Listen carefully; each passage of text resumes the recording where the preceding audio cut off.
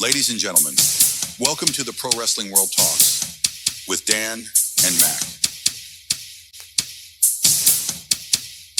Well, some of us are just on the mend. They've just been dealing with, for the last week, their first case of the flu in probably well over a decade. I think since the first Obama administration, actually, I had finally figured it out. So, at least 15 years. So that's been fun. This last week has just been tremendous, which is why my voice, which actually we started recording last night, but my voice just was too shot to get through it. So we just said, all right, we're going to move it another day. Look at you taking the blame for my fuck-ups. Look at you. What a guy. That's what leadership does. That's what leadership does. You know, I wasn't going to throw you under the bus. I was going to be nice. I was just going to say, you know, my voice couldn't make it through the first night, which is the reason why for the delay and the reason that we're shooting this in daylight. Because, again, whenever we do this in daylight, people are just like, whoa, that's weird. Especially, too, because I don't have my TV on. I have kind of like for backlighting. To show my pretty face. I'm your host, Dale Burke, here on PWW Talks. And I am, of course, joined by my best friend and of over 20 years and also a lifelong wrestling fan, just like myself, Mac. Mac, thank you again for joining me on the program. Oh, shit. Yes. Pleasure as always. As always.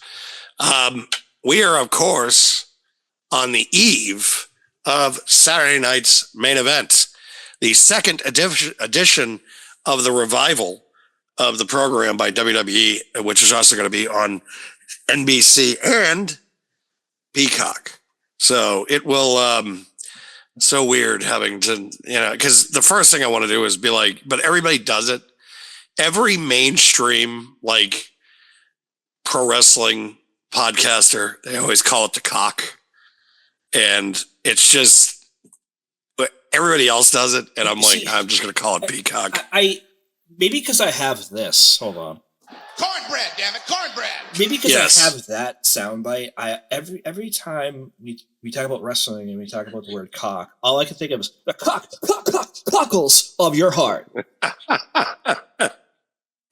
Yes, that's the number one thing that I always kind of remind myself, or the 2006 revival of Degeneration X, when they actually had a T-shirt that said Vince loves, and it's just a rooster.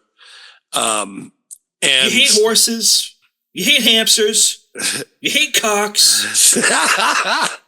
I love, and he just couldn't finish it because he figured out. Yep.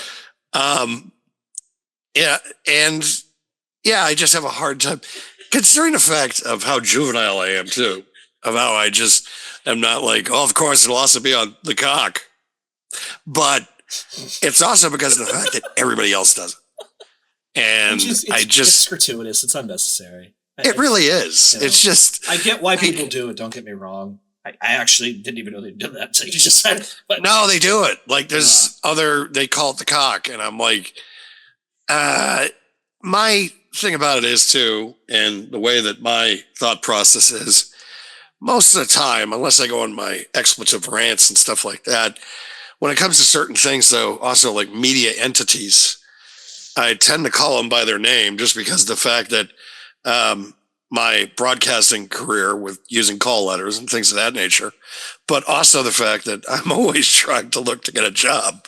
So I'm going to call it Peacock. The rest of you guys can call it whatever you want.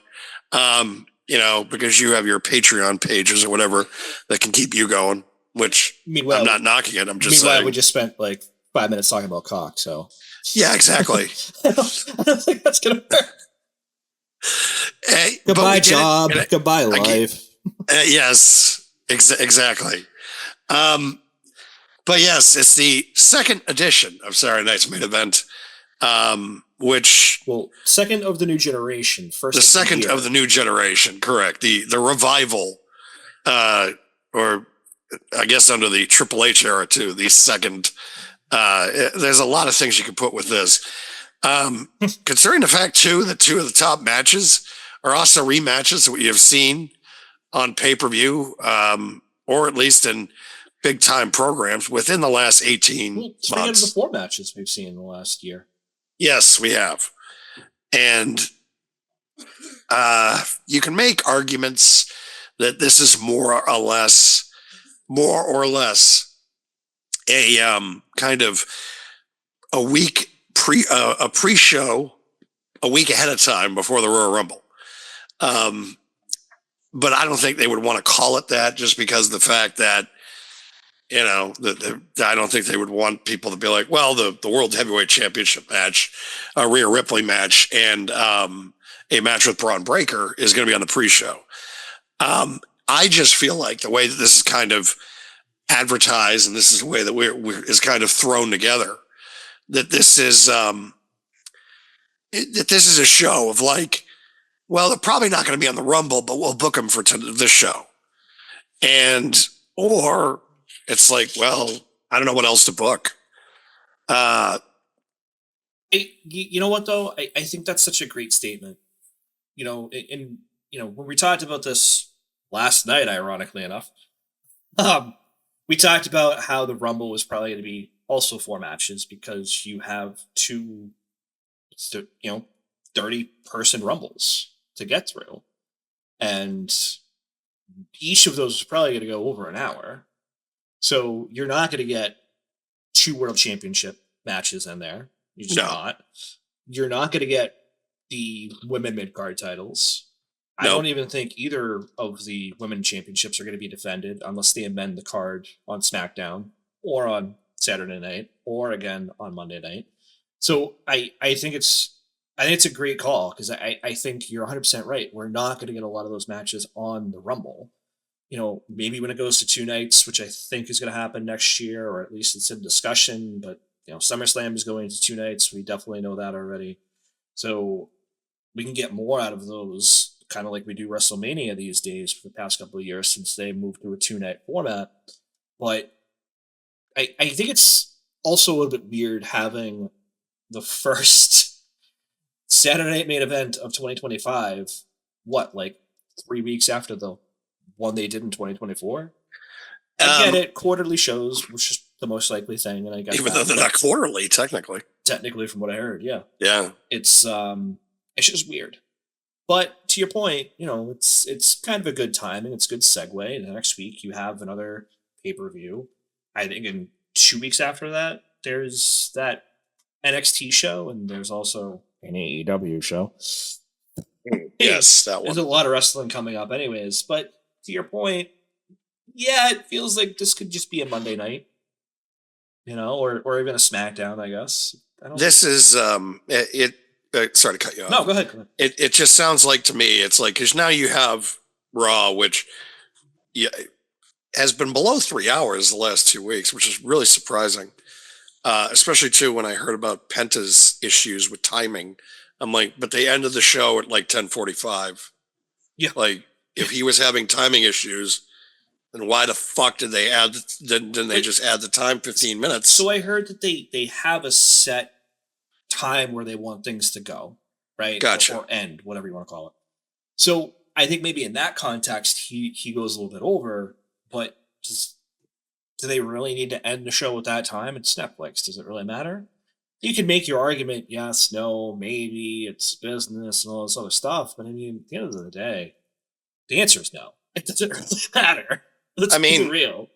You're blocked off till 11, right? Like, why is it an issue of like? Okay. No, but hold on, you're not though. Yeah, you're not. You're now exclusive to your time frame because you're not on cable anymore. Right. This isn't like, okay, well, we need to end at 11 for the next rerun of The Big Bang Theory or whatever the hell is coming on after us. But even that, it's never like, okay, news at 11 on frickin' USA. It's not like a late show where you have to be on time. It's none of those. It's gonna be a real especially pain in the ass when they're in Europe and it's like they're doing 2 a.m. Raw. Yeah. Or if it's like 1 p.m. on a fucking Monday, you're like, I'm at work. But then you just catch it when you get home. Then who cares? Right, I know, but then there's that all because of the fact that like when it was on USA or like cable, Clockwork. you had to wait till 8 o'clock regardless. But now if it's on at 1 o'clock and they show it at 1 o'clock, by the time it's 8 o'clock, it's like, oh, that's old news. Right. That's the way today's environment works anyways. You're just like, well, forget it. I don't want to watch 3 hours of it. I'll just watch highlights. It's the immediate gratification of it. Yep. Right. We're in this the TikTok or Reels culture, I guess. Because TikTok, it's like it's here today, gone tomorrow. We don't know what the hell the future of that's going to be. I think he extended it 75 days, if I remember correctly, but I don't really care. But you're right. The shorts, the Reels, the TikToks, whatever. You get that immediate gratification. Even if you're not doing that, you still go on social media and there's a post by the Pro Wrestling World that you see it immediately, and it's just like, oh shit, like I need to turn this off too, because I want to watch it myself. I don't want to wait, but I have to if I want to watch it. And then you go on these social medias or these video platforms, whatever you want to call them, and it's like you see it all. And there's nothing inherently wrong with that. But again, it's like if you want to wait or if you have to wait for any XYZ reason, it becomes a pain in the ass. Ironically enough, though, we're talking about this, and I just put my time off for WrestleMania. Which falls on Easter this year. Also falls on 420 for night 2, just saying. I know, right? Jeez. Such a great, let's see. And it's in Vegas? They're legal. Vegas. Yep. Oh, they're legal in Vegas. Ooh. It's going to be a giant cloud over that stadium. So a lot of things are illegal in Vegas that I'm sure people are going to be partaking in, and I'm just not going to elaborate any further on. Oh my God. Literally, that is just going to be like the trip that's going to be for some people. My God. Well, it's just like, I could gamble on the event and then buy drugs and then, Yeah, exactly. That was the one I was not going to actually explain. So good looks on not doing that. Ironically enough, though, they just announced this a couple weeks ago. We didn't really talk about it, but they're doing a secondary location for the Royal Rumble for like a watch party, basically. Right. So Michael Cole announced that a couple weeks ago. I don't remember the venue. I think it was in Texas, if I'm not mistaken. But can you imagine if they started doing that in other locations, especially for WrestleMania too? They used to back in the day. Yeah, back in the day. We're talking like. Well, I think it was WrestleMania 10. They would used to open up the. It was. Because that was they had the Felt Forum, which was the connection to. Hopefully, they don't do what was it, WrestleMania 3? I think, where they had the 3 different locations. No, that was 2. That was 2. You're right. That was Chicago. It was Uniondale, so Nassau Coliseum. Yep. Rosemont in Illinois, and then the LA Coliseum in LA. Yep. And it was 3 different locations, 3 different time zones, and that was because Vince saw Live Aid and said, "Fuck, I got to do this." Yeah. He didn't realize though it was poorly managed from the standpoint of that it was on a Monday. It was Monday, April 7th. That's true. I forgot about that. It was the only time that they was ever on a Monday, and it was just like I think that was a big contributing factor that it wasn't well received. Other than some of the main events also blew, like Piper T was terrible. Probably one of the worst big matches because they had 3 main events because it was 3 different buildings. The cage match wasn't really well received as people thought it was going to be. And I think everybody kind of liked the Battle Royal in Chicago.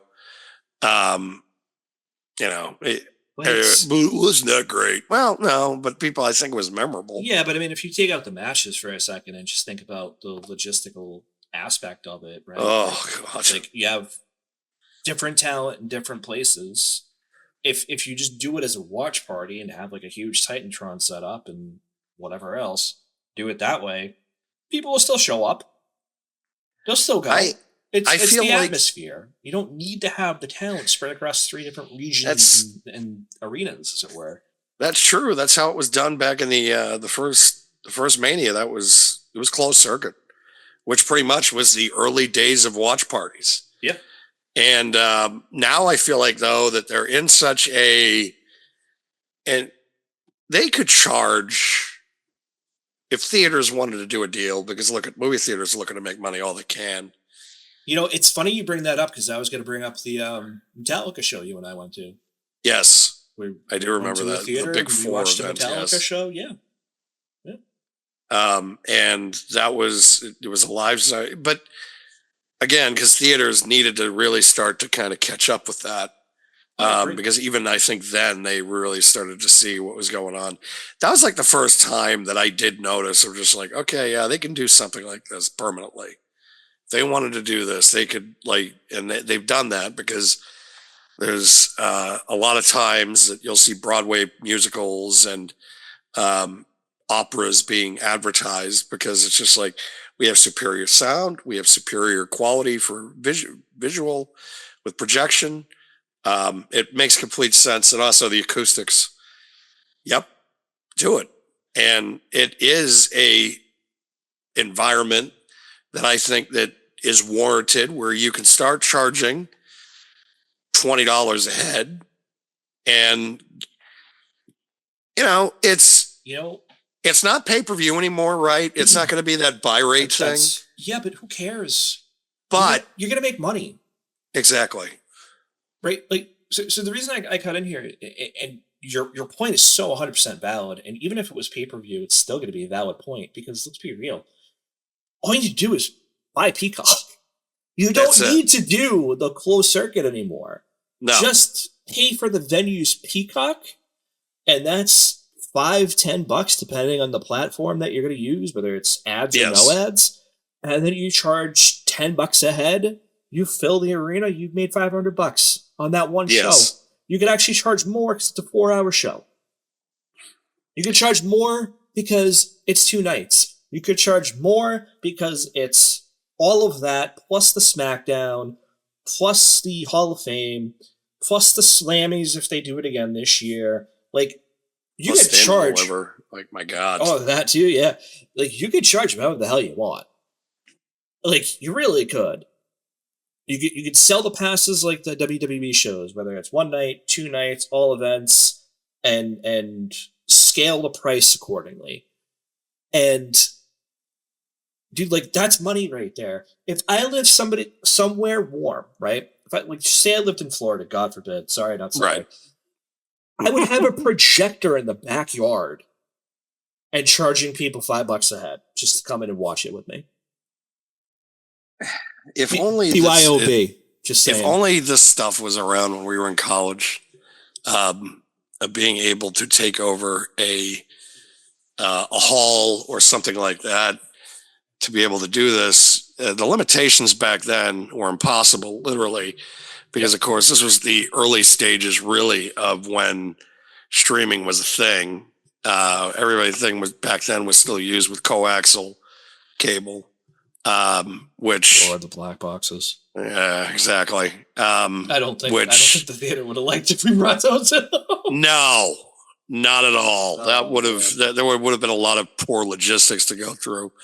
Now, though, I think you could probably make an attempt to definitely get the colleges to be like, look, this is the idea we have. And they'd be like, oh, okay, because they're not going to look at it from the perspective of it's not going to cost them anything. I don't think they really have to worry about, and I honestly don't think that you're worried at that point about, piracy and things like that. It's like, look, this isn't the $80 days where they're charging this thing. This is the days of, I don't think they really care, as long as people like their social engagement. If 20 people are watching it and 20 people are talking about it on Twitter, but only one person's paying for it, they don't give a shit. That's the thing, man. And when you would have those parties back in the day, it's just you might be buying the pay-per-view, but everybody else should be pitching in for something, whether that be the food, the booze, something. And then they were the guests of the guests. That's okay, we're not going to really ask you to pitch in too much. But at the end of the day, I had to start charging the last couple of years. And rightfully so. Come on, guys, this is getting ridiculous. Rightfully so, because we're watching, a pay-per-view every month at that point. It got to be a lot. No, for Mania especially, because Mania went up to like $75. Right. And then on top of that, I'm looking at it from the food, and I just was like, look, I'm taking a loss no matter what. I'm just looking to break even. Yeah. Like at least get some of it back, at least pay for the food. I automatically know I'm going to lose money on some things. But that comes with the territory. But it's hard to today. Now it's not so bad because with these kids, it's like, oh, I got to subscribe to Peacock for this. It's like the cheap version is still like $8 a month compared to 75 to spend like $40 a month back in the day for a pay-per-view every month. And it's not just wrestling, it's other shit. So it's like, you bring up a great point though, and especially in the breaking even aspect of it, number one, but also just in what you just said, because you're right, there are those different tiers for Peacock itself, right? So if movie theaters are going to start doing this, which we're speculating, obviously we have no idea if that's going to happen, but right, why doesn't AMC, just using them as an example, because AMC theaters are, God, all over the place, sign an exclusive deal with WWE to offer all the PLEs? Then you get free advertising for that too, if you're AMC. And AMC could advertise WWE in the theaters in the lead up to the movies. Exactly. It makes we have so many good ideas. I don't understand why we don't have better jobs. I know, right? All these ideas that I'm coming up with, it's like, you guys really want to make money? Because WWE is at a point now where it's just their pop culture footprint has grown immensely over the last 2-3 years. And it's only rising, in my opinion. And now their exposure is even more, which everybody's gonna be like, well, their numbers dropped from week 1 to week 2 on Raw on Netflix. It's like any time in history that I've looked at, there's always a drop off. It's not significant because I feel like still that, and again, viewing habits have changed, people. The fact, I don't even think it's viewing habits. I think it goes back to something we talked about yesterday, but it's more the phrase than anything else. Water is wet. Yes. Of course there's going to be a drop off. Of course. You're switching your platform from cable TV to being an international televised event weekly on Netflix. People that have Netflix are going to check it out, see if it might be something they're interested in. People that have Netflix and watch the product consistently are going to continue to watch the product consistently. It's going to be the same on Saturday night, right? The people that watched it, tuned in to check it out, are gonna like it or hate it. Those that like it or are consistent fans are gonna tune back in, whether it be on Peacock or on NBC television live, to watch this show. The people that wanted to just check it out, whether that be on Netflix, whether that be on Peacock, whether that be live on NBC, and don't care, are not going to watch it again. Yes. So again, of course, the ratings are going to drop week to week. I don't think Netflix really cares as long as... Of course they don't. As long as it trends, that's all that matters to them. And to the way that, and we've talked about it, the way that they were green lighting productions, to them, this is a bargain. Gives them programming every single week, and it taps into a audience that is still trying to grow again. It's really growing again. And also, but it's a built-in type of audience that is loyal to the product that's going to stay with it. So to your point, yeah, because they don't have to do anything. No, they don't. They don't have to do anything. No production. There's really no advertising that they need to do if you think about it. They can, but it's not necessary. They bought a product that is already built to the teeth, that is established, that they can pay them to do what they need to do with, and that's it. This isn't Stranger Things. This isn't any of their other TV, Witcher, whatever. They don't even have to use their people to do for the production. The production side of things already done. That's what I'm saying. Yeah, everything is done and in place for them. They have to do nothing but make it live, and that's it. They air the show, that's it. Nothing Which is else why needs to happen. I honestly think that come contract renewal time which is again in another year, I believe, with Peacock, if the PLEs are going to be making the switch over to Netflix. Well, we'll find out. I think it's next year, no? Yeah, we'll find out soon enough. Within the next year, we will find out who will be getting the media rights to Monday to the Royal Rumble and also pretty much everything at that point. Well, because I think SmackDown is included in that deal. Actually, no, I think it's not. But the Peacock deal at least is, and I think yes, the end they of would get next year or something like that. They would get the episodes of SmackDown a month after that they're originally broadcasted, and I think that's the same thing with NXT. Which cracks me up because if you just go to Hulu, it's there like the next day. Yeah. They got their hands in so many pies right now. It's unbelievable as far as media is concerned. Which, you know what, is smart. You got to spread the pot.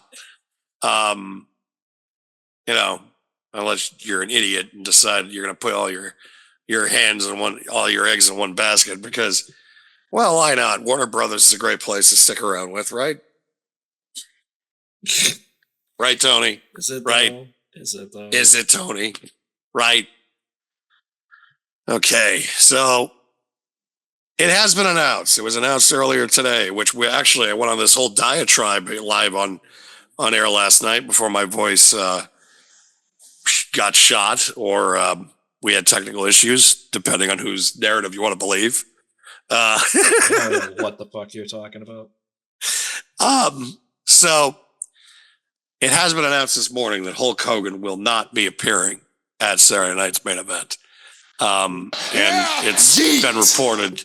It's been reported also that it has nothing really to do with what's been going on recently in recent events. Which, come on, really? Like, he's advertised, and then you pull him. It almost kind of. It sounds to me a reaction to maybe what happened a few weeks back in LA. And maybe this past Monday, CM Punk's comments, maybe that kind of cemented things for them of like, maybe we shouldn't have him out there. Maybe Hogan also got pissed because of the comments of CM Punk. Or maybe the fact, too, that concerning the fact that he was involved, he was at the inauguration for the current president on Monday night as well, that maybe his price has gone up and feels like that he can go out and I don't know. I don't know why. There could have been a number of things why he was pulled. There could have been a combination of things. The fact of the matter is that I'm in the growing community of people that feel that Hulk Hogan should no longer really, at least in the public eye, should just go away. Just go away. Yeah. This is coming from me, folks. Me. This is someone that's been always kind of, and again, more the character and not the person. I want to make that clear because I don't want people to think one way or another. It's just, look at, it's, the fact is that he's past his shelf life. And I feel like that him and Flair both kind of just need to kind of just go away. Just enjoy your golden years. And I feel like Rickish is so funny that I just don't notice it or care as much. But I don't disagree with you, though. But with Hogan, we had the conversation a little bit yesterday about separating the man, Terry Bollea, versus the character, Hulk Hogan. And how over the years, and we're talking a lot of years because yes, there's a lot of interpretation to how long that line has been blurred. But I just think that in a lot of cases, it's like,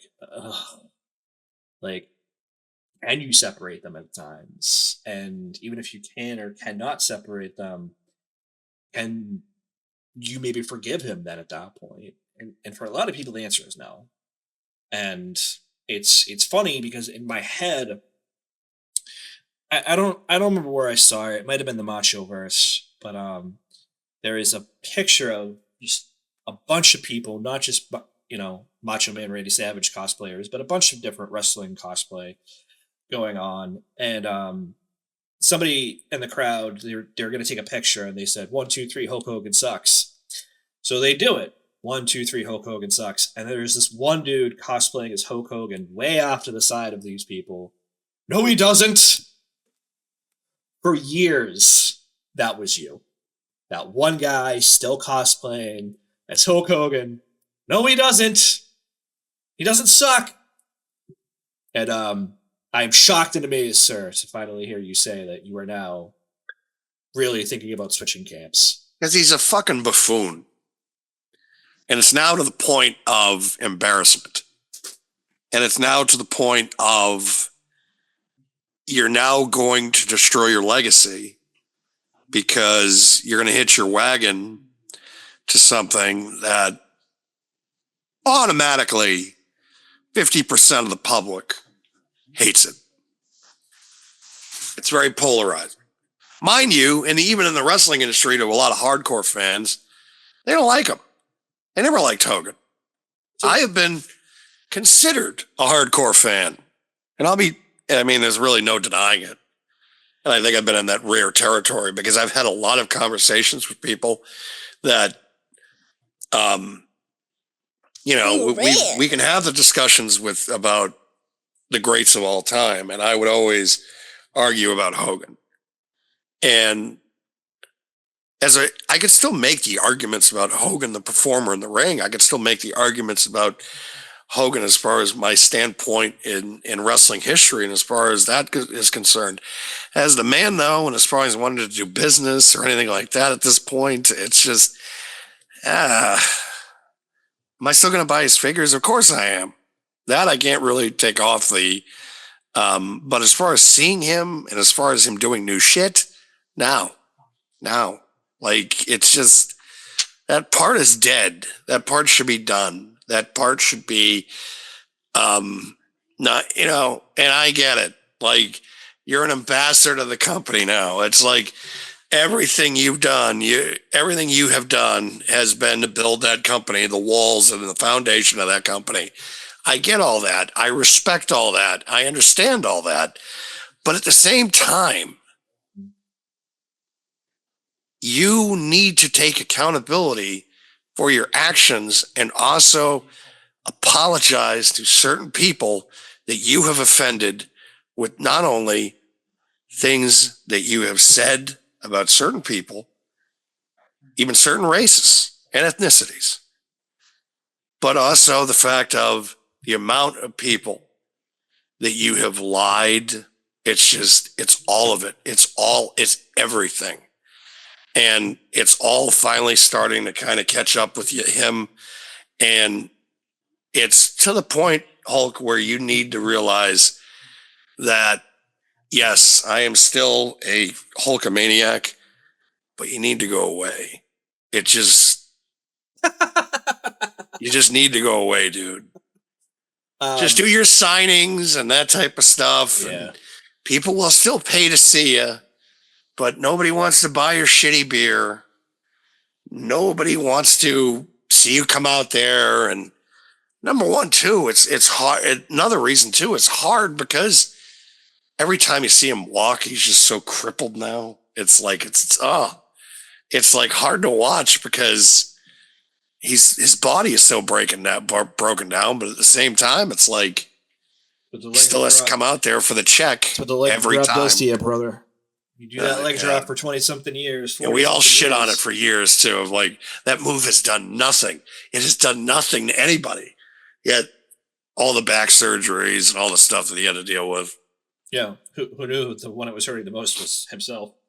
Yeah, exactly. I just, what it is, you mentioned that he is like a foundation for the company, and I'm not going to disagree there, but I think it's hard to be that foundation when you come out to a a PLE or main event, whether that be this Saturday main event or to another show if he had done it on another show, because let's be real, they would have done it. To hawk your own product, I get it. They signed a deal, but man, read the room. Nobody's there for your shitty beer. And, I get it from the perspective of, what Hulk Hogan was able to do for the business. We can't take that away from the guy. And I'm speaking seriously. I don't think it's fair to do that because he did revive the industry with the NWO. I think if the NWO doesn't happen, you're talking about wrestling a little bit differently. Hulkamania doesn't happen. There's that we don't have Saturday Night's Main Event. We don't have WrestleMania. Yeah, there's a lot we don't have. There's a lot of things we don't have without Hulk Hogan. On both sides of the fence of his time at WCW and his time in the WWF. Yep. And for that, he should be celebrated. He should be celebrated. He should be mocked for his creative control. That doesn't work for me, brother. That's a meme. I would have said measured. That's a meme. It's a meme. Like, the thing about it is, as time has gone on, and I think the death of WCW, I think from that perspective, people now, I think, look at management at Time Warner and just like, oh, this wouldn't have worked no matter what. No, they just want to get rid of it. So they can look at Hogan now and be like, yeah, he really didn't have that much to do with WCW's demise. Like 10, 15%, but not like the full writer share. That definitely goes to WCW management. That definitely goes to Time Warner management. We've talked about it though. Like it's not all Hulk Hogan's fault. No. Does he share some of that? You want to assign a percentage, fine, but regardless of assigning any percentage of blame, he still had to play. But look at fucking Vince Russo. Look at Eric Bischoff. Look at WCW leadership, like the executives, whether it be there or at, TNT, I believe it was, Time Warner. Like, you have to look at that stuff way more than just this one minuscule slice of the pie that Hulk Hogan had for the death of WCW. Not to exclude him from any blame, again, because, yes, that does play a role. And I feel like if he does not fulfill the role that he is fulfilling in its demise, then Vince Russo definitely does not have as big piece as he has. But you still have to assign blame to, those at TNT, Time Warner, because holy crap, I feel like if we're talking percentages, they have like 75% of the pie. Easily, in my opinion. Hulk Hogan, a lot of the problems that I have with Hulk Hogan right now are all of them stem from his outside the ring persona and activities. I agree. And he's not the only one either with a complicated history as far as in the industry as well. I'm not going to demonize him because of things that he did in the wrestling industry, because really, as far as that's concerned, he didn't do anything that anybody else. And there have been probably some people where Jesse Ventura will demonize him because of, and I know people are like, well, why didn't you utilize him like this 2 weeks ago? Well, look, it had to marinate. It had to kind of let me kind of also sit there, and it was just seeing him at the inauguration just really kind of put it over the top for me. I'm just like, this is embarrassing. And the fact that, as far as people is concerned in this industry and people that have demonized Hulk Hogan, and I know Jesse Ventura has said quite a bit, and just like, well, he stopped unionizing in professional wrestling. Well, no. It wasn't going to happen anyway. It wasn't going to happen. The industry has always been, it's just, if the locker room didn't show up, Vince still would have got 50 other guys from another company to come jump the gates and go work somewhere else. And that, it just, I don't know if Roddy Piper would have unionized. He was making a shit ton of money back then on his merch. He was selling just as much as Hogan. There was two guys that got the giant LJN treatment. Hmm. Hogan and Piper. Yep.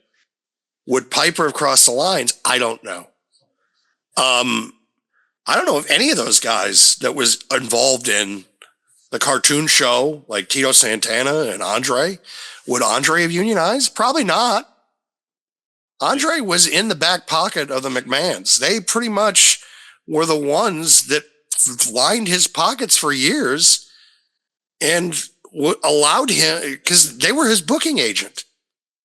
Anywhere that Andre went, Japan, any of the territories, Europe, for Otto Vance or anything like that, the McMahon's got a piece.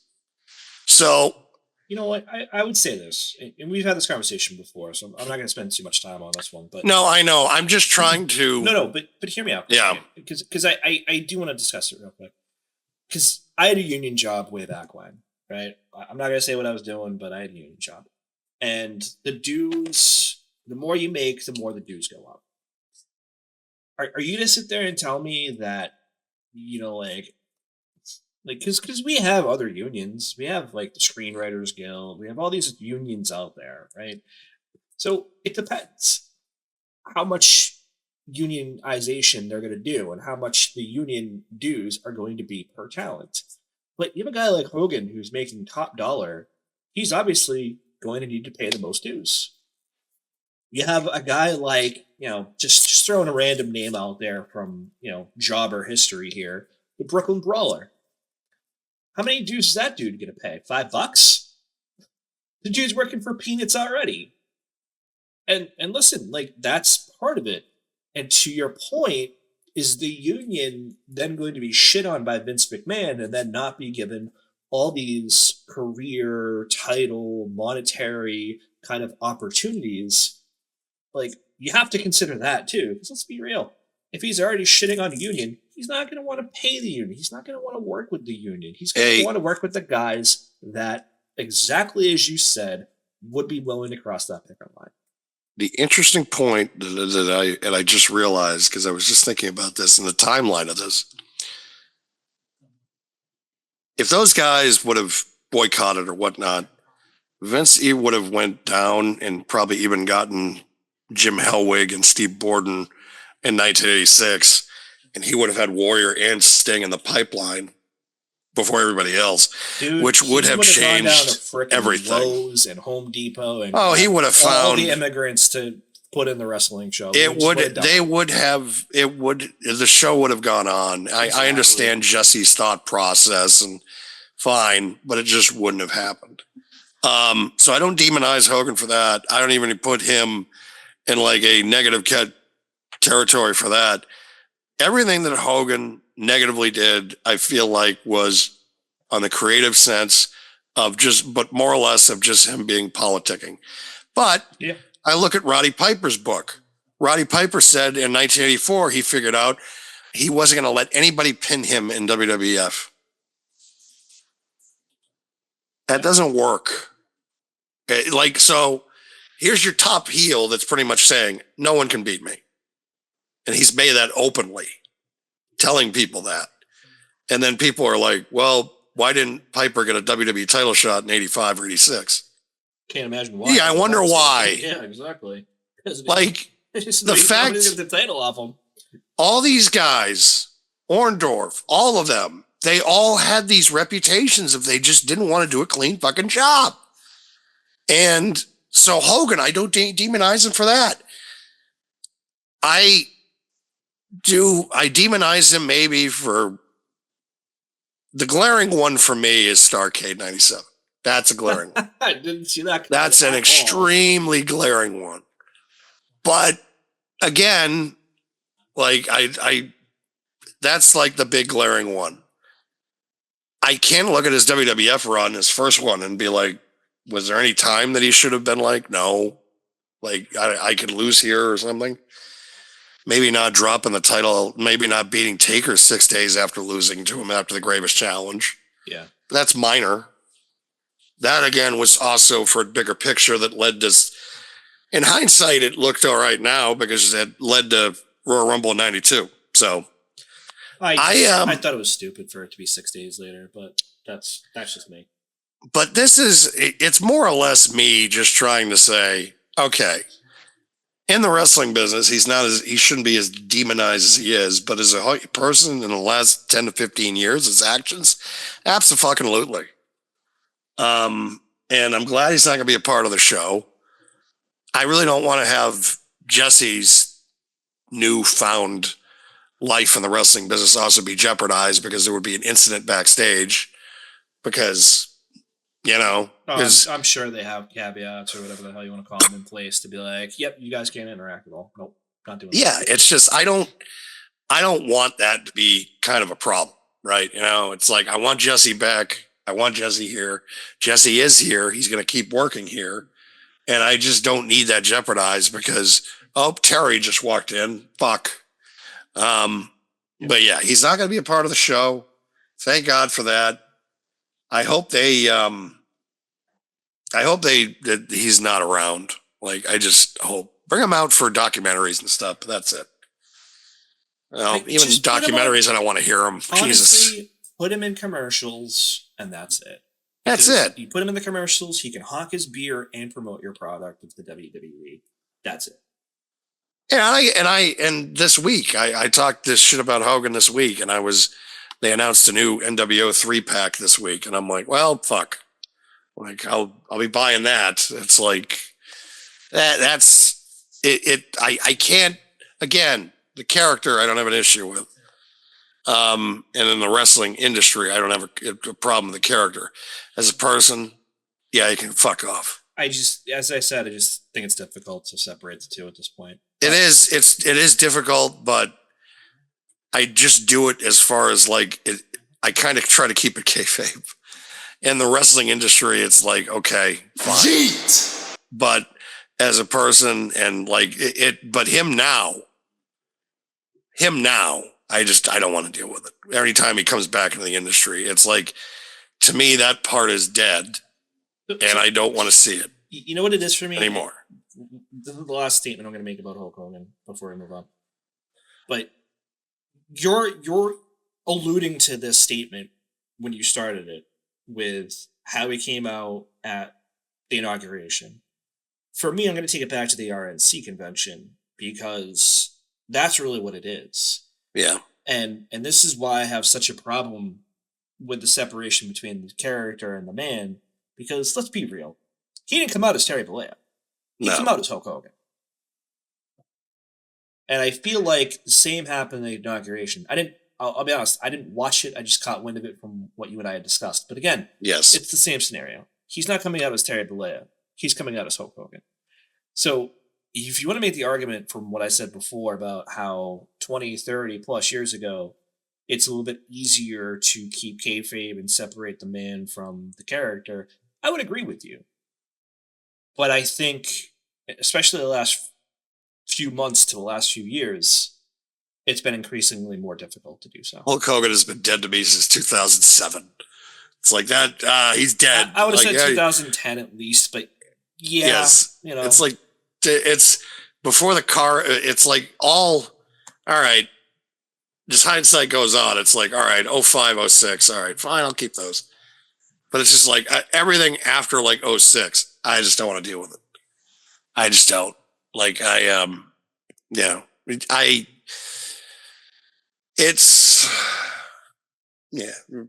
that's the problem, because now it's just like he's become a character of himself, where it's just like he's become this it's just terrible. It's bad. I don't like it. I think it's, but at the same time, it's like, it's whatever. I'm done with it. I don't want to deal with it. I don't want to see him around anymore. And that's where we'll leave it. So Saturday night's main event, the return, the second edition, which will be taking place this weekend. And 4 matches on the card. And I'm really trying to find excitement behind these, which is why we spent the last hour just trying to kind of bullshit diatribe about Hulk Hogan. Yeah. because this show, I'm just coming into this and I'm just like, Yeah. ah. The matches are good on paper. It's just there's been really It's just not much of a predictable. build. Well, there's that, but it's also there's been a lack of build. Yes. We'll talk about that more probably for the women's world championship, but there's been really not much of a build. But the first match, if we're speculating the placement on the card here, but first match most likely is going to be Jacob Fatu and Braun Strowman. Well, this is Jacob's, I think, coming out party because, well, not coming out party because I think people understand who he is, but is this going to be a show out? Not so much coming out, but showing out. Yes, it's showing out, but also too, if this is going to be his kind of separation party from the rest of the Solo Sikoa, Tongaloa, Tamatanga kind of faction, and breaking away from that and kind of doing stuff on his own, because we really don't know where the direction of those guys are going to go right now. Well, early word actually read earlier on social media is that they're going to rebrand or repackage the new Bloodline.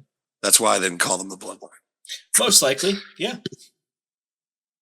And they're not going to do the whole tribal chief now, I guess, too, with Solo, which makes sense having lost to Roman, but yes, it's it'll be interesting to see what they do. I don't know if we'll find out tonight on SmackDown or on Friday on SmackDown, depending on when you're listening to this, obviously. But I don't know. We'll see. But I hope whatever it is, they take Jacob Fatu and throw a title at him.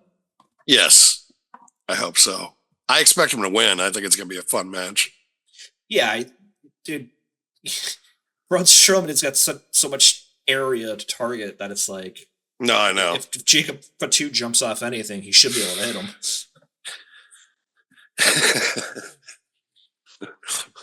Give him the biggest landing pad we can. All right, we'll put him against Braun. Perfect. We'll do that. This is exactly what it was with Bronson Reed. Yes. You put him against Strowman, two big guys. Jacob Fatu's not a small guy either. Let's be real, he's a big dude. And two big guys going at it. It's exactly what people want. Yes. It checks all the boxes. And Jacob Fatu is so agile that it should make for an even better match. Not saying Bronson Reed's not agile, but when you compare the two, there's definitely a difference. And I think that difference, for those that pay attention, it will be visible. But I also agree that I think Jacob Fatu easily wins this match in terms of how they should book it. No, I agree. And it'll be interesting because, again, I alluded to it last night because we don't know what Braun's future holds if, he's going to be winding things down because of his extensive injury history lately. If this is going to be his way of kind of passing on to the next kind of crop of elite monsters for the company. And so there's a lot of kind of questions in this match that will be answered. I think that this is more or less an avenue to get Jacob Fatu even more over and make him even more terrifying. Who knew we needed that? Wrestling audience. Who knew we needed that? I know. But so I guess we can move on from this one. I already moved it. So again, assuming the card, we don't know what it's gonna, in terms of placement of the matches, what's gonna fall where. But the next match that we have up is Braun Breaker and Sheamus for the Intercontinental Championship. It's the old tale of old school, new school. Sheamus is looking to become that Grand Slam champion, the elusive Intercontinental Championship. So, of course, he is extra motivated to get this. Sheamus is still kind of, I consider him still kind of just starting to kind of come back from his injuries. Because, of course, there was the initial when he came back and people were on his case about his being out of shape, which, Had an injury, of course you're gonna be out of shape. Yeah, You gotta he was out of rest. shape from the injury. They gave him back. He came back a little bit too soon. And then when he wasn't exactly at his best conditioning, now he is. It that happens. I've seen it. Like Kenny Omega was wearing he was wearing long sleeve shirts when he came back from an injury at one point a few years back. Now that he's come back, he's fine. He's back to his old, like to his regular outfits. It's so weird talking about attire because I'm just like, what the fuck? I'm gonna be a fashion guy now and come up with like tops and what they're wearing and that type of stuff. Jesus.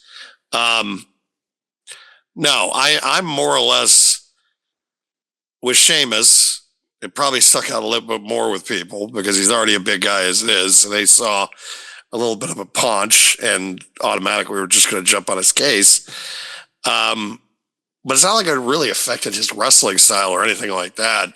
It's just a bit of a cosmetic issue, Right. which, it's so hard now because of social media, because before you can just let it go and the announcers will somehow work it in of just like, oh, like when Hogan was, when Hogan in the early 90s was starting to get off the gas, they would say, oh, he's lost some weight so he can get faster and more quicker on things. The announcers will kind of sell it that way of like, oh, he's put on a little bit more weight. So that way because he's doing some more heavy weight training. But at some point, I don't think you should even bring it up. No, it's the problem is now you don't need to bring it up. The problem is now with social media is pointed out. And that's what happened with Sheamus. That's what happens with Purrazzo down in AEW. They've been on her case too about like body shaming of just like, really? Yeah, like, but I feel like that's the culture down there too, honestly. And Lord knows I've made some comments in the past, maybe in private chat, but I really don't mean it. I just make comments that I think that are funny. Dan, what you say in private is nobody else's business. It's in private, but I'm just saying at least that you're I'm not posting it on social media like some of these other clowns. That's what I'm trying exactly. to say. And also too, when I do say it, I really don't mean it. Like I am the last person to judge anybody as far as body imaging and stuff like that. And that's just not just because of how I look. It's just, I really don't take pride in my appearance. Look at how I dress, for Christ's sake. But this whole thing, again, old school versus new school, there's a storyline built in because Sheamus, of course, is chasing the Intercontinental Championship that has eluded him throughout his whole career. But then you have the factor of this new young badass that's killing everybody. And Sheamus, of course, being the old gunslinger, thinking he's got one left in him. I don't see it happening, though, this time at least. Because, again, Braun has already kind of done a job for Jey Uso, got the title back, and, in a quick little flash title win. And I really don't think you can afford to do that again. So my thought process is Braun goes over. It's going to be a tough contest. I don't expect it to be like an ass kicking, like a thorough, he runs through him like a buzzsaw. This is Sheamus and Drew McIntyre. Yes, that's the thought. That's my thought process exactly. Yeah, I think it's Sheamus and Drew McIntyre. I think it's CM Punk and Drew McIntyre to a certain extent too, where you have two guys that do not like each other that are and the reason I mentioned Sheamus and Drew McIntyre is because last year they did have some heavy hitting matches. Yes. One of them involved Gunther for the Intercontinental title, ironically enough, at WrestleMania one year. So, I mean, listen, at the end of the day, I think this is going to be that style of matchup. I don't think a loss would hurt Braun Breaker, but at the same token, as you mentioned, he's already done the job for Jey Uso. I wouldn't do it. Yeah, I mean, I don't think it would hurt him either. I just wouldn't do it.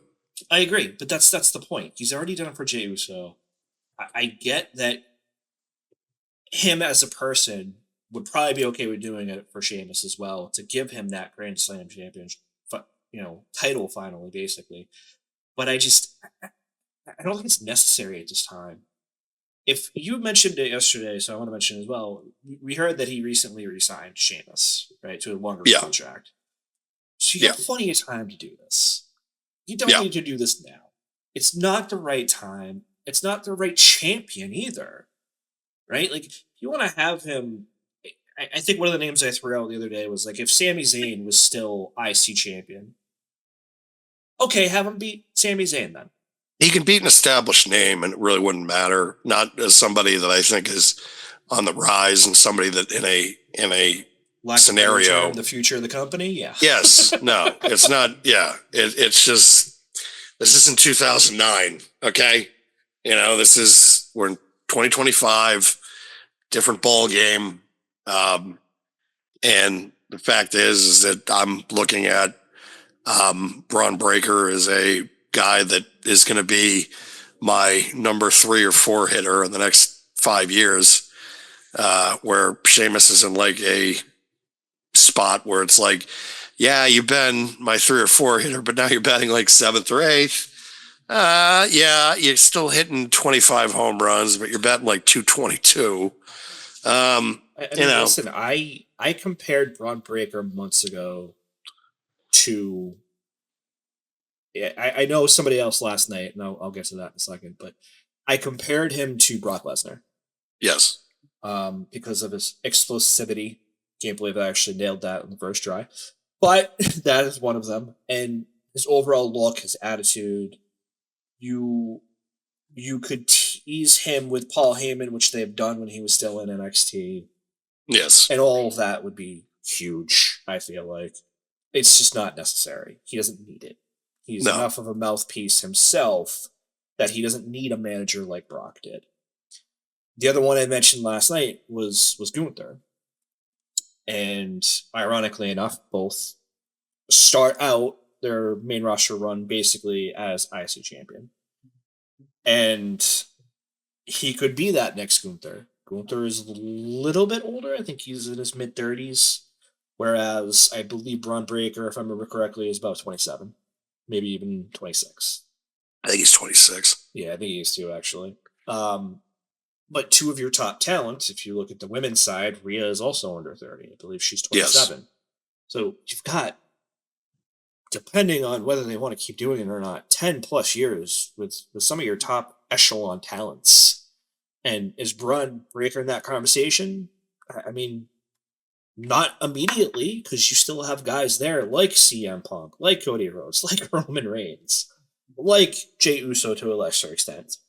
But in the next, I don't know, 2-3 years, depending on if some of these guys do retire or if they take a back seat, Braun Breaker is probably going to be one of your top 3 talents at that point.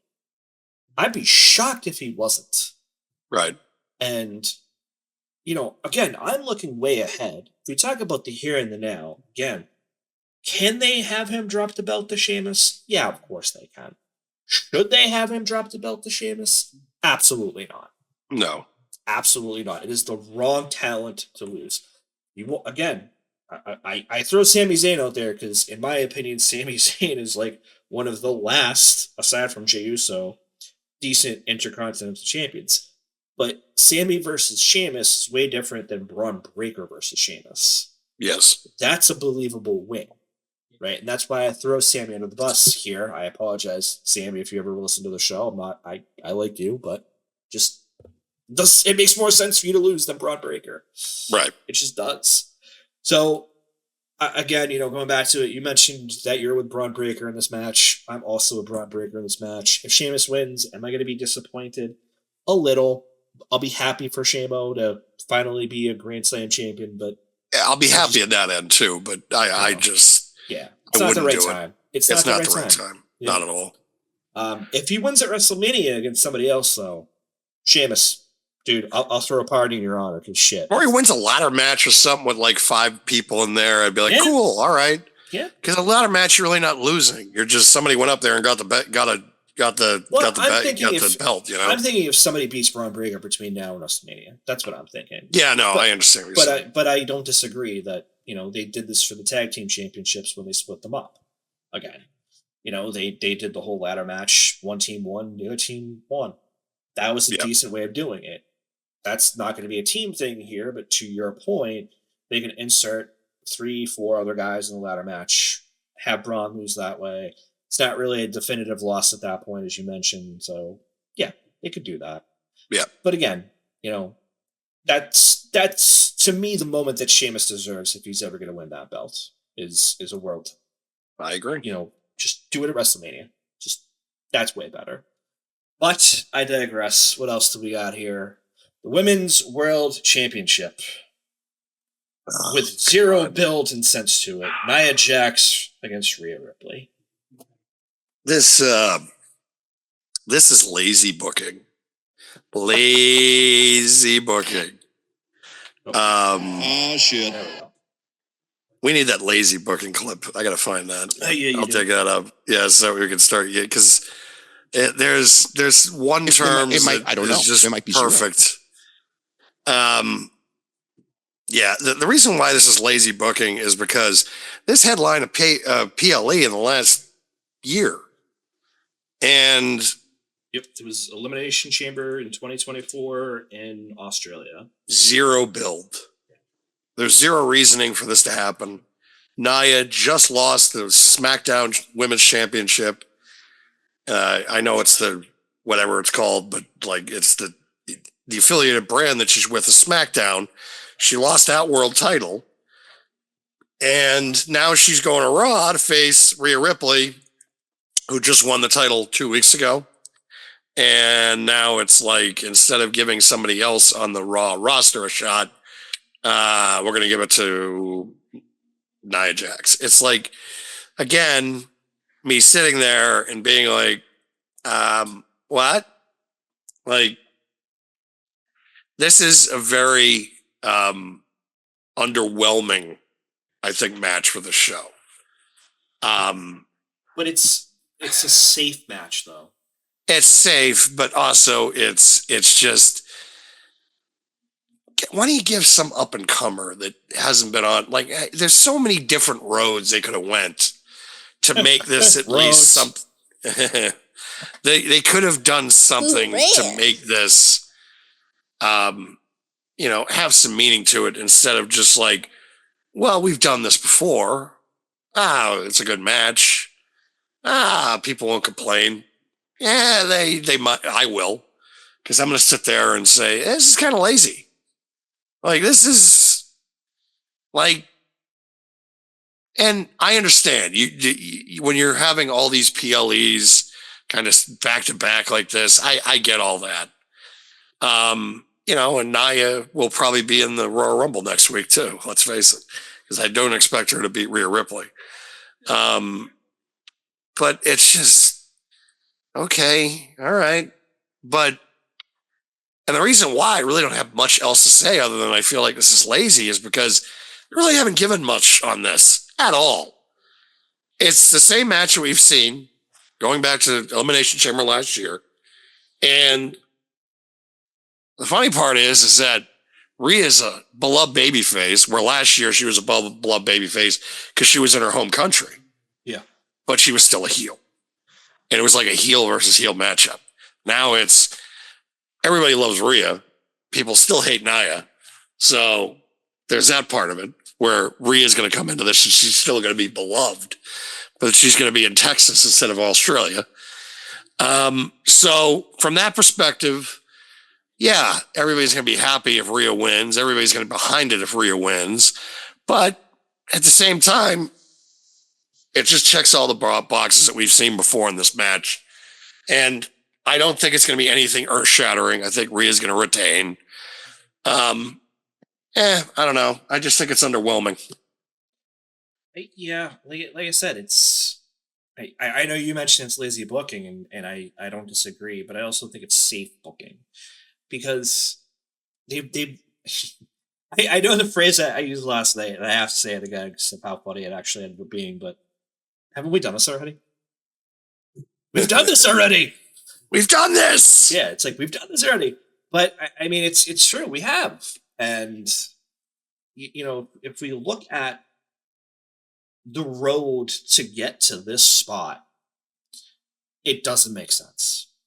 So I get it. Roads diverge, and then they come back and meet sometimes, and they fork and all this other shit. But and sorry for the road analogies, but it makes sense, or will. If we look at their road to get to this match, you can argue it started last year, but there was an ending there. We're all thinking at WrestleMania last year, where does Rhea go from here? Then she gets hurt. Then Liv steps in. Liv had a great 2024, kind of stepping into that role, almost replacing Rhea to a point. You could make the argument that she replaced her in Judgment Day, but whatever. Whereas Getting the card for a while. Yeah, well, that too. Obviously, that's kind of why I'm saying it. But okay, then she comes back. She feuds with her for a few months, and then she beats her and becomes the women's world champion again. Great. Exactly where Rhea Ripley should be. On the other hand, Nia Jax also has a great 2024, in my opinion. Yes. You can make the argument that she still is doing certain things that maybe she shouldn't, like being a little bit too safe in war games. We understand the reasoning behind that, of course, but still, it was noticeable. We talked about that a couple weeks ago when we actually had the event. We're also thinking that, she's queen of the ring. She cashes that in, becomes women's world champion. Has the storyline with Tiffany and with Candice LeRae, to a lesser extent with Liv and Raquel Rodriguez. Tiffy finally kind of does that face turn, betrays her, cashes in her Money in the Bank, and now is women's champion. Also great. But there has been no sense made since those two things happened to Rhea and Nia to then bring her, or them, back together to this match. Nothing. There's that whole transfer window they keep talking about. Nia is not an official member of Raw. She's meanwhile facing the Raw Women's Champion or Women's World Champion in Rhea Ripley. It doesn't make sense. I feel like that they have now started what I feared last year with Rhea after she beat Becky at WrestleMania. She got hurt, which kind of delayed what was my thought process. But now it's no longer delayed. I feel like that this is another Rhea Ripley title reign, and the title of this book is going to be called Now What? You wonder what their plans are going to be after this. You wonder what their plans are going to be come WrestleMania. I just had a thought. It's both. I don't want to cut you off, but it's so funny that I have to a little bit here. We talked about we did this already. Yes. And we're talking about now what to do with Rhea. And everything that you could possibly think of is exactly that. We've done this already. I know. Because they've already done, last year it was Becky and Rhea. The year before that was, I believe, Rhea and Charlotte. Yep. Which they're not doing this year. That's already been kind of confirmed. They're not going to do either one, I feel like. No. You could maybe do Bayley, but Bayley, I feel, is too much of a face at this point, as is Rhea. I know we talked a little bit about it yesterday, but we didn't really talk about it too much, but Alexa Bliss is off the table. And my Alexa just went off because I said the name. Shut up. Damn it. Damn you. Well, her deal, I guess, is a contract issue because... But but even still, they'd have to figure something out before Elimination Chamber, which is fine, truthfully. But I don't think it's her either. No, I don't even think she was going to be considered even in that role, even if her contract was settled. Right. The only 2 to 3 people that make any sense to me, and truthfully, it's going to depend on how they portray the storyline, is Jade Cargill, Bianca Belair, or Naomi. And that, again, is dependent on what they do with Jade's attacker. Yeah, that's true. That is very true. But it's the same predicament that they were going to be in last spring. It's fast forward a year to in 9 months where we're looking at it and we're just like, what do we do with Rhea Ripley? What do we do here? I don't know. Maybe there's that option of, do they need to do anything? Because again, like let's be real. Like, part of the reason why there are wrestling fans that like certain styles is the story, right? Let's be real. Like, the people that enjoy WWE watch it for the wrestling, yes, but they also watch it for the story, right? And Rhea has had some great stories over the last, we'll say, 2 to 3 years. Right, you can make that argument because she was in the Judgment Day and all that, and yes, live and then live again. Most recently with the injury and all that shit. But I mean, does she really need something? Why not just wreck house for a little bit? That's kind of what she started at. She wrecked house with Zelina Vega. She wrecked house with somebody else after that. I forget who it was. You know, she had the Becky thing before that, and you know. Then the injury, obviously, and that becomes a storyline, which was the right move. Let's be real. That was the right move to do. Have her be a storyline because it was already starting as a storyline between her and Liv Morgan. And then they progressed it. And that was the perfect thing to do. Right. So, again, if we go back to quote unquote the plan, does there really need to be a plan? Can't she just wreck house for a few months? I get it. You want to have her at WrestleMania and give her something, and I feel like you can do that. I think, if I'm being honest and I'm just spitballing this idea as I think of people in NXT, why not have somebody that's down in NXT, not permanently there like Cora Jade or Roxanne Perez or Julia or anybody like that, but somebody like a Shotzi, somebody like a Natalia even. Turn heel because they hate where they're at, and they go after the world champion. Here's my thought process. Go for it. What if you don't put Jordan Grace in NXT and you just bring her up against Raw, on Raw, and you put her up against Rhea going into WrestleMania? So my actual comment to you is I don't have any clapping played up. So I can't clap for you, but I mean, I'll do that. I mean, that would be perfect. Yeah, Jordan Grace does not need to go to NXT. I agree. She doesn't. And I feel like that Jordan Grace versus Rhea Ripley is a WrestleMania match. I agree. And I know some people would sit there and be like, well, the build and all that stuff. Look, she is a. You're going to have two. Hold on. I could do it for you. She is a former Knockouts champion. And I understand that for WWE fans that do not watch other products, that might not mean much. But she was at last year's Royal Rumble. She's probably going to be at this year's Royal Rumble. If you cannot see that there is a specimen in Jordan Grace and recognize that Jordan Grace versus Rhea Ripley, two women that arguably look very similar in terms of their athletic builds.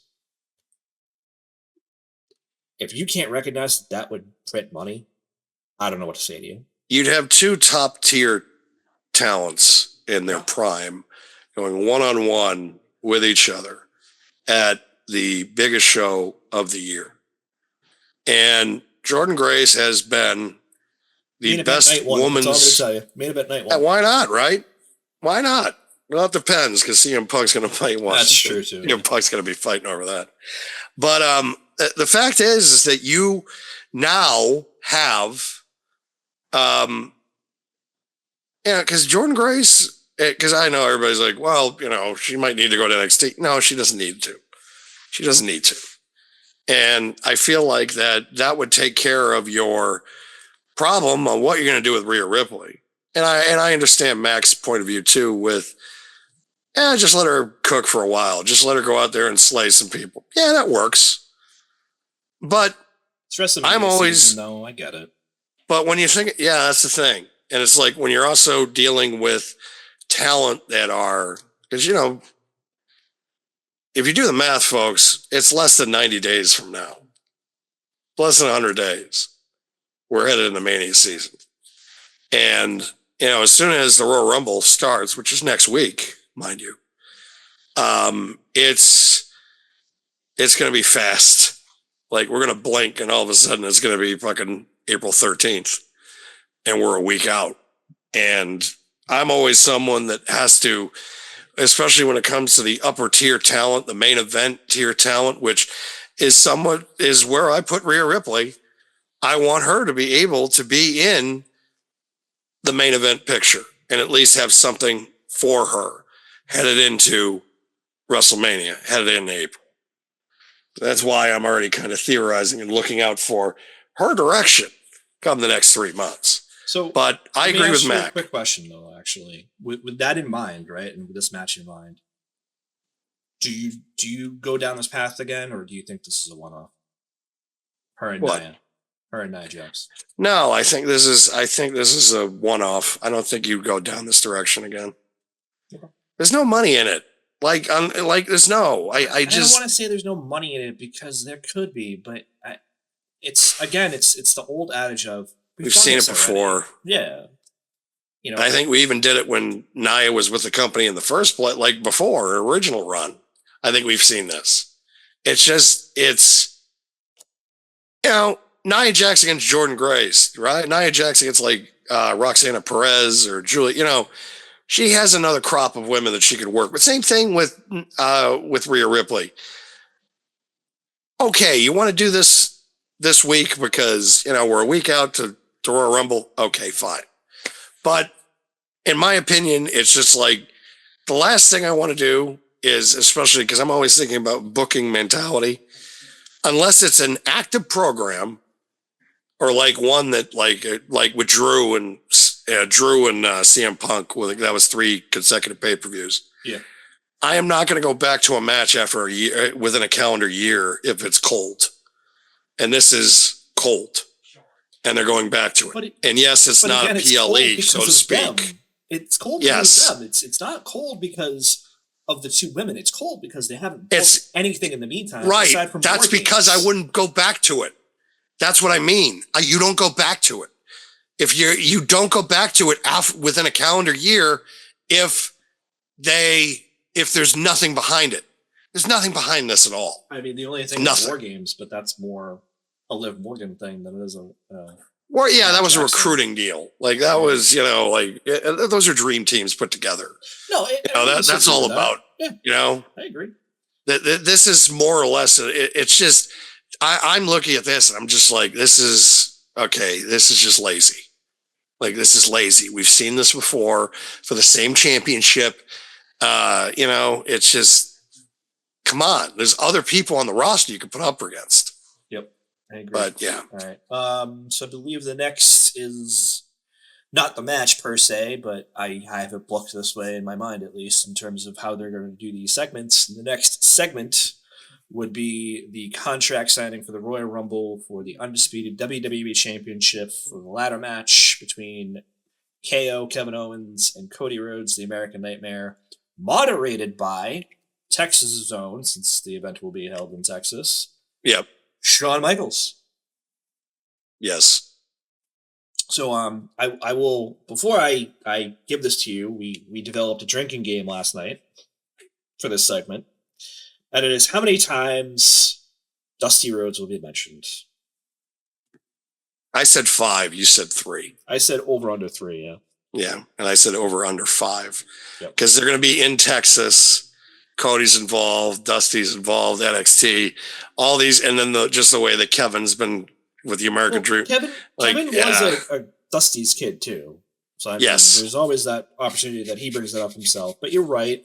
KO could come out with the shirt. He can come out in polka dots. Who the hell knows, man? It's just, we could do over under on super kicks or sweet chin music as well if we wanted to. It's just there's so much to this that could happen that I'm glad they saved it for this and not just a regular show of SmackDown. I will say that. But it'll be interesting to see how this plays out because obviously this is happening at the Rumble. If you caught Raw this past week, there was a little back and forth between KO, who was there with his Winged Eagle Championship, and Sami Zayn, who was kind of, the conversation was kind of like Kevin saying to Sami, well, if you get my back, I'll get your back. Yeah. And we will obviously have to wait one more week from Saturday to find out potentially what that might mean. It'll be interesting to say the least, though, if there is outside involvement. And I think it'll be one of those moments with Sami Zayn of kind of what happened on Monday with him accidentally kicking Seth Rollins, much to the amusement of one Drew McIntyre. But Sammy and KO getting back together on a heel basis, I don't think would be a bad thing. They need. We haven't seen it in a long time. Well, yeah, and I think too, Sammy being a heel, he's a very good heel. Sammy and KO as a heel, they have been excellent as heels too. Yep. Like together when they work together as like a tag team, Yeah. which I wouldn't mind that again. Like I don't think I'm not opposed going back to that. I know some people would be like, well, these guys are like, when is KO going to get a world championship? He might down the line. I don't know when. I just think that like he's still in a main event position. And I think that's the way with Sammy too. These guys are still in very top tier, top of the card positions. And that's where I think they're going to be, for the considerable future. It'll be interesting to see what their WrestleMania position is going to be because I don't see Kevin winning next week. However, but who's to say it is a ladder match, which ladder matches I've always argued you're really not losing. You're just going up and getting a ladder. You're going up and getting a belt. You're not losing anything. So, I mean, listen, there is that. The last ladder match that I remember Cody Rhodes in was actually in quote unquote the other promotion, as it were. Oh, against Sammy Guevara, yeah. Sammy Guevara, yeah, for the TNT Championship. Which, ironically enough, it's the same scenario here. 2 belts. Yep, exactly, yep. 2 belts. So, I mean, listen, at the end of the day, I'm going to... You heard it here, froze. Cody Rhodes is going back to AEW. He's leaving. That's not what I was saying. He's losing the Royal Rumble match against Kevin Owens, and he's going to AEW again. That's not what I'm saying. You heard it here first. That's not what I'm saying at all. That's exactly what you're saying. You just said it. It was... No. You said you just called back from AEW and you just said the last time that there was 2 belts in a ladder match that he was involved with, and that was his last match, and then he left with. So that way, you're saying he's going to lose this match. I'm saying he's going to back to AEW. I'm saying he's going to Raw. Oh, okay. That's what I'm saying. I'm also saying that Cody to AEW 2025 confirmed by Mac. No, I think he's going to Raw. But I also think that there's that opportunity here that you don't pull down both belts and KO pulls the other one down. So it's an inconclusive finish. Inconclusive. You don't need this to be an ending. You could carry this on until an Elimination Chamber. Because it also depends on the placement of the matches. Because let's be real, sometimes they've had the World Heavyweight Championship or World Championship defended before the Rumble, and then whoever loses is in the Rumble. Brock Lesnar's done it. We've seen it. Yes. So who is then to say that KO doesn't win the Rumble? God, I hope not, because I don't think this has much more leg to it, but who knows? Who knows?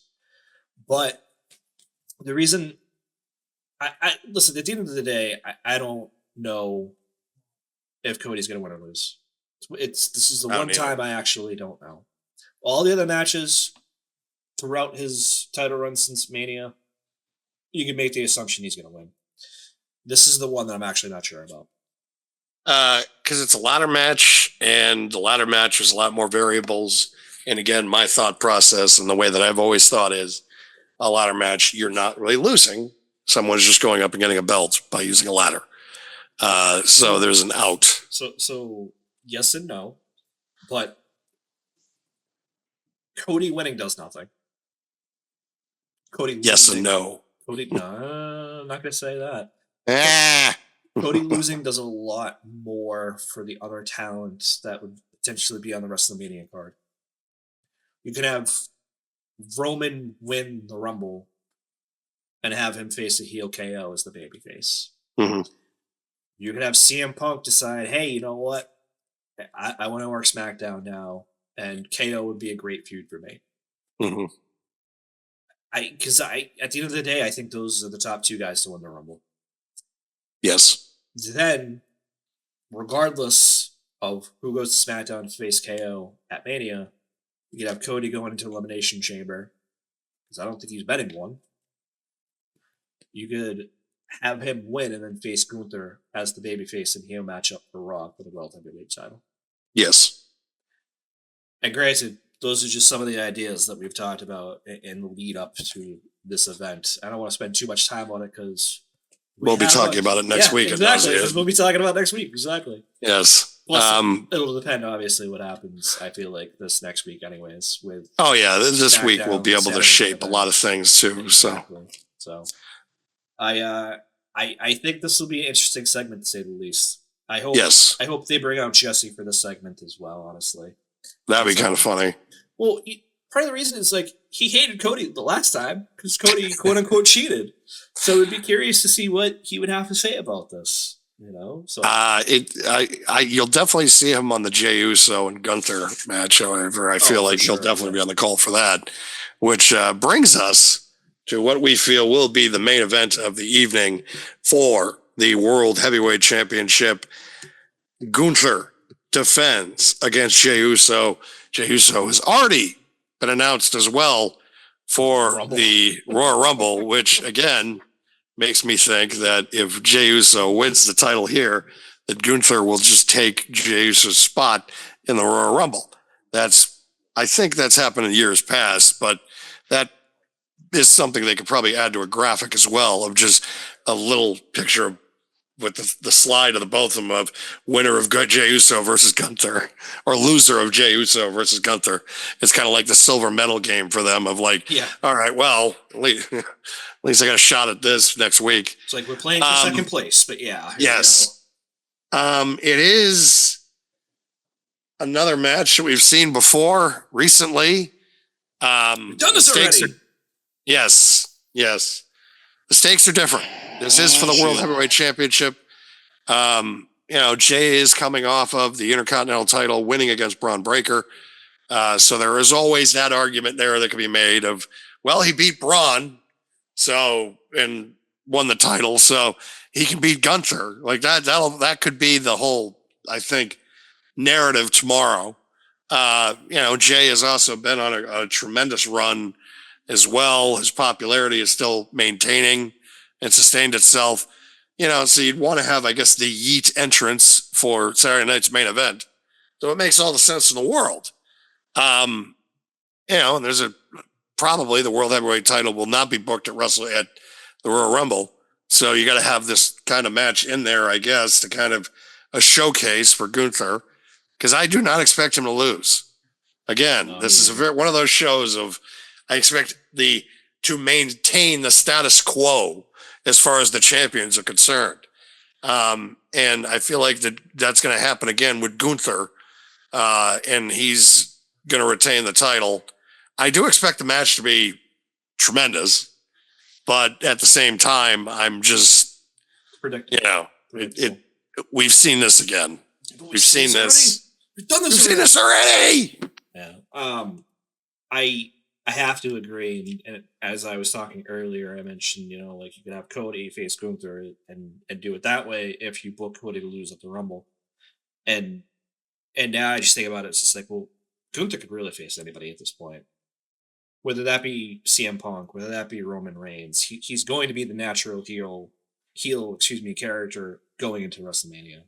So I feel like if they're going to take the belt off him at this point, that would be really foolish, because he's going to come in as the big nasty heel character, and it's almost it's even more of a heel character than I feel like Roman was the last few Manias when he was there. And obviously at that point you're like, oh well, who's a bigger heel than Roman Reigns? At this point now it's Gunther. Gunther is a heel, like a full-fledged heel, where you look at Roman Reigns and it's just like, oh, I can still cheer for him.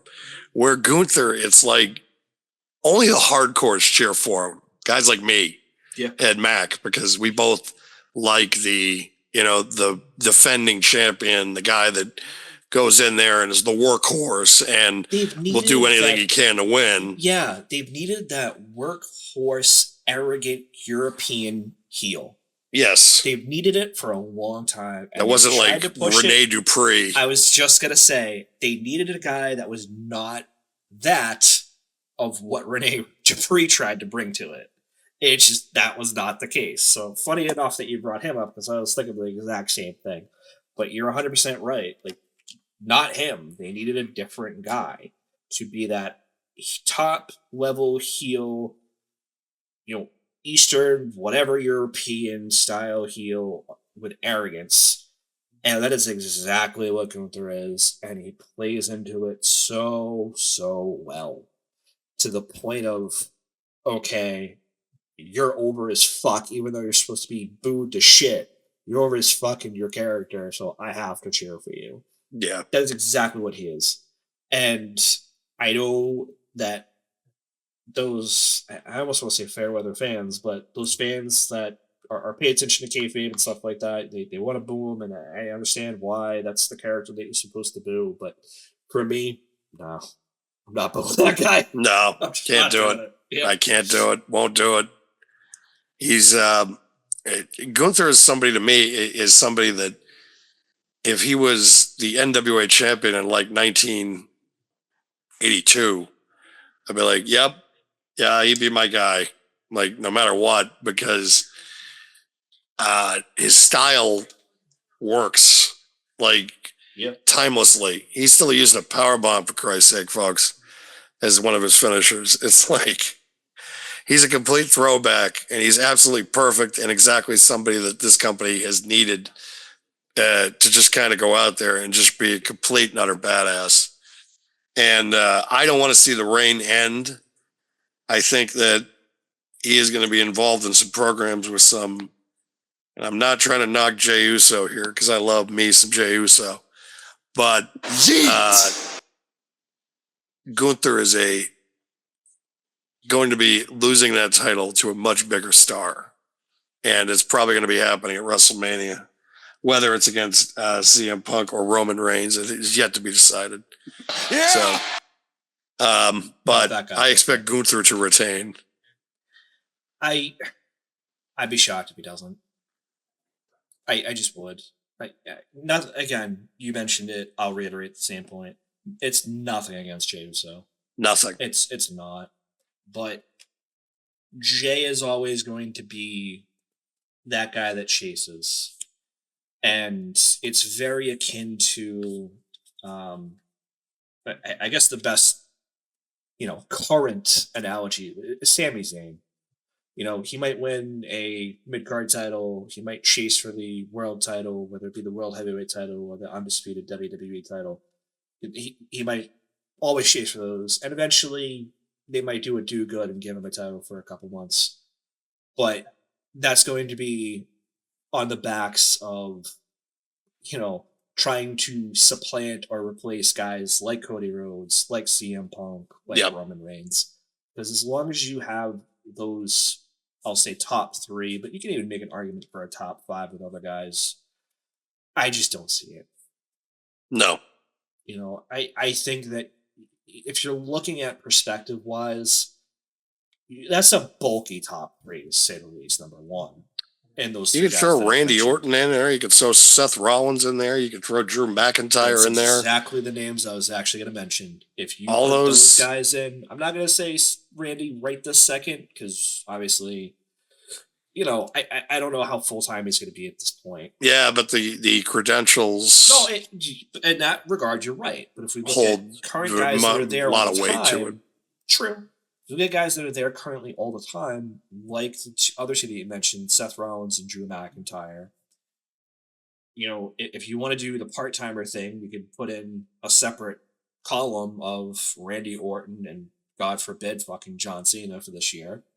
But, again, that's a bulky top echelon of guys that I don't think you should pull the title off of for Jey Uso or Sami Zayn. Yes. Again, at some point, sure. KO as well. Put him in the same category. Even though KO has been a world champion in the past, I think currently that top echelon of guys is just they're untouchable. If they're going to lose the belt, it's going to be to each other.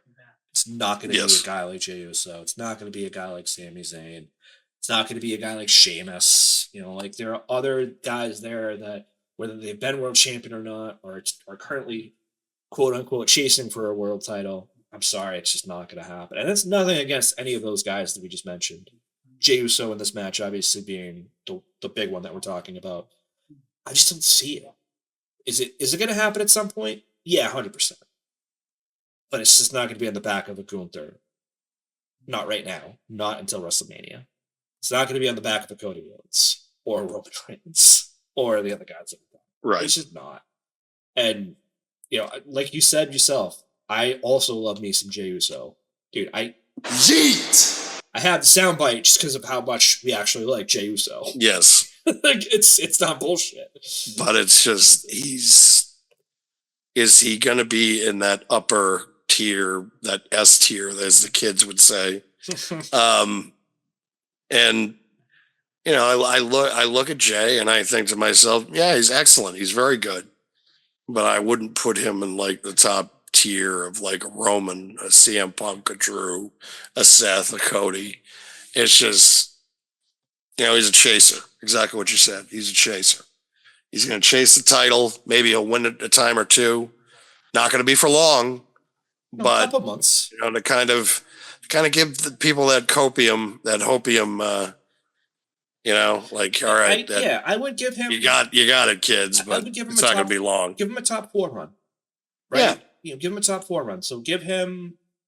I don't want to say WrestleMania, but you could do it at WrestleMania. That'll enhance the moment, and have him carry it to SummerSlam, or have him win at SummerSlam and carry it to Survivor Series, or Survivor Series to the Rumble, right? Survivor Series is a Rumble.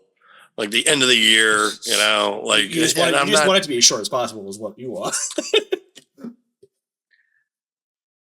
Yeah, that's not a no. That's not a no, Dan. No comment. Shit. But seriously, that's what I would do. I would do a top 4 to a top 4, right? So yeah, but I don't want people to think here either. Like, oh, you don't see him as world champion. I see him as world champion, just not a long-term one. But that's the thing. Like, first of all, I think the last 2-3 years that he has had, if you start from the end of the bloodline, quote unquote, to now, he has proven that he does deserve to be main event Jey Uso. Yes. He has shown that he deserves to be in the main event. But it's a little bit different to then turn around and say, okay, he's in the main event, but does he deserve to carry the company? And that's the thing that we don't know, right? I don't know that right now. And part of the reason we don't know that is because we have such top tier echelon talent, S tier, as you mentioned, like Cody Rhodes, Roman Reigns, CM Punk. I would say those are your top 3 talents right now. Yeah. Right. And I don't think that's outlandish to say.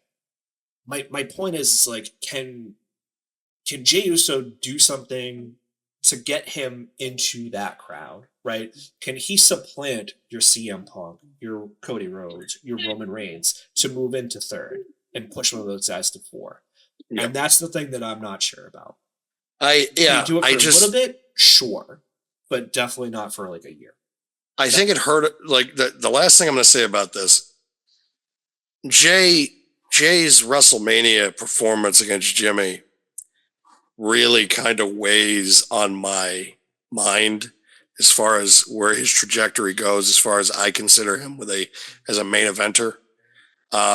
Because I feel like that kind of exposed him in ring a little bit. Mind you, again, Jimmy way more. They exposed Jimmy. They both come back from it, though. I'll give them that. Yeah. But it still kind of makes me hesitant to pull the trigger on a main event run for Jey Uso. That's all I'm going to say on that.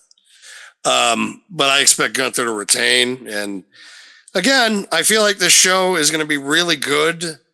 I think it's going to fulfill everybody's needs. I just don't think it's going to be anything groundbreaking and earth shattering. And, but it'll still be a fun watch. What do you think? No, I agree. I think it will be serviceable.